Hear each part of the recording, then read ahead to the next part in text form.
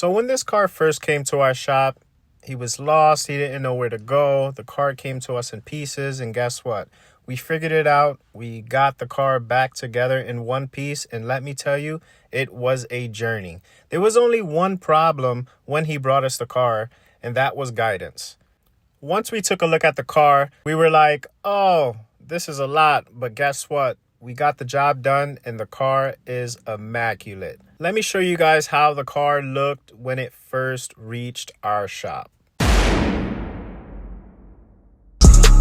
just took an AK to a dinner date. I just put some VVs in. Holy shit! All right, guys, what is up? We are back, and guess what? The car is finished. Nick's car is done. We have Nick right here, and we're gonna ask him a few questions just to see what he thinks.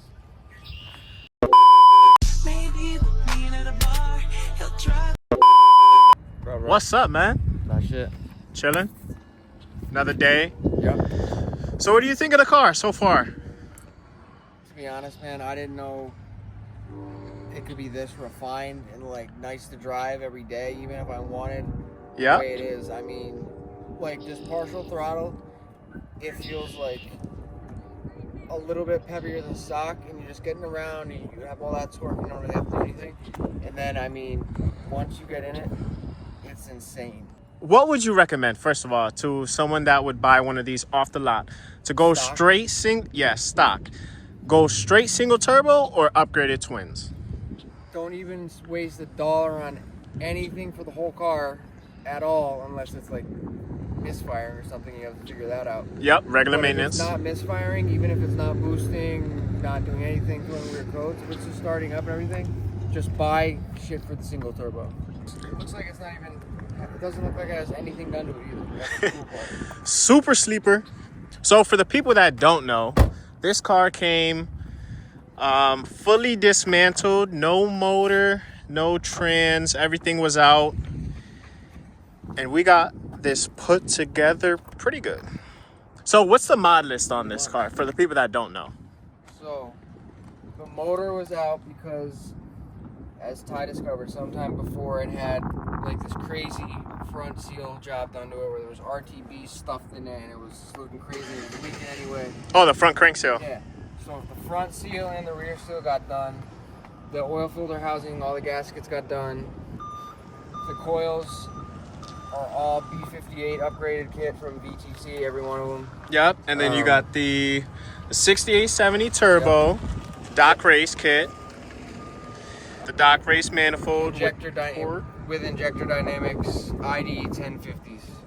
Yeah, the big boys. And then the little stuff like, you know, the dual catch can, and then the relocation for this, because not all kits come with that. It's kind of crazy. Then the rest is Turbo Smart. The blow-off valve and the 2 wastegate are Turbo Smart. Yeah, the dual wastegates. And the last thing I think pretty much is clutch is a Motive ST clutch, twin disc, and then the Motive Reflex solenoid. And MHC, of course. Shout out to MHC. Yeah, this isn't a pretty bad build. It's not too simple, but it is doable for the average person. But I'll show you guys something. You guys see all this pretty stuff in here. Once you close this hood, super sleeper, stop playing. You cannot tell this is single turbo at all.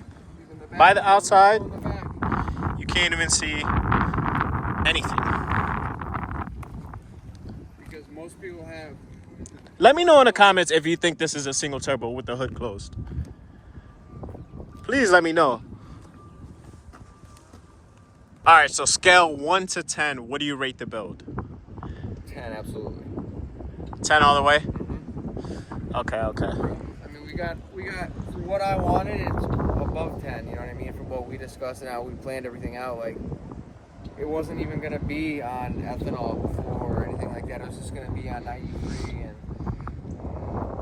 but Ty made sure everything was dialed in, and it's basically at the point where he gave me something that if I did the simple things next, like put a set of wheels on it that are traction and took some weight out of it, and that's it. I could go racing in it. That's what he built for me. So Yeah.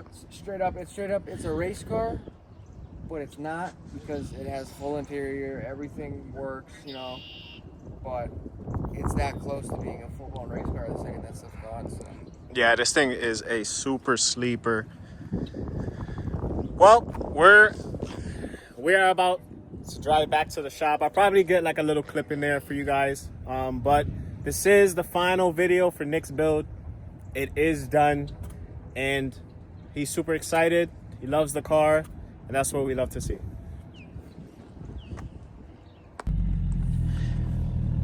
Yeah, dude, Yep. I swear the clutch has been like getting better and better. Yeah. I like Well, you got to get used to the twin disc. yeah, and in between gears, Yeah. it's much smoother. Yeah, but you know what's crazy? Like that clutch, for the price, it definitely holds the power though. You have. Oh yeah, well, I found one that's crazy though. Like, did I need 1250 though? I mean, it gives you room. It gives you room to add more power if you wanted to. Dude, and look at the gas mileage. Like, I made sure that was legit because I cleared it like 20. If you're actually just chilling and you're in 6th gear, Yeah. let me put the window up so that people can hear me.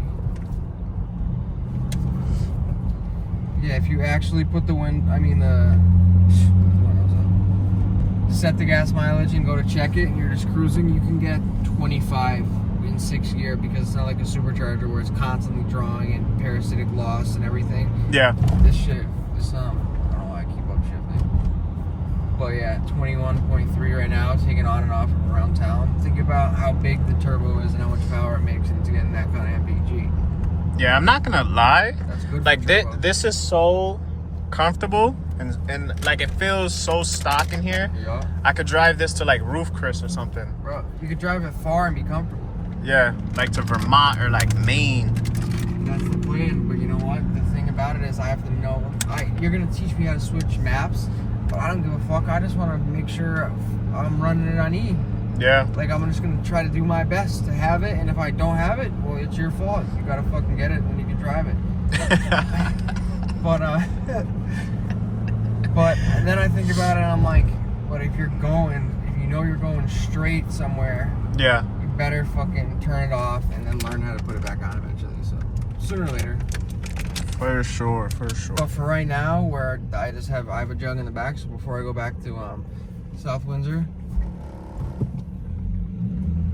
I'm just gonna fill What, it you up. gonna add some? I'm gonna fill this up. That's all I use.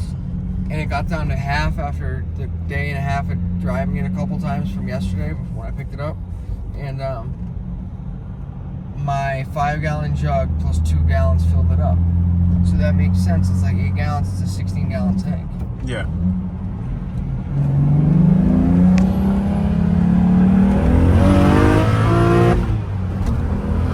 Holy shit! Yeah, this thing boogies. You can imagine. This car boogies. When you get up to it's retarded. How quickly could you be at 180 though when you're on the highway? Like, you could that's like ZR1 fucking crazy Corvette fucking McLaren shit right there.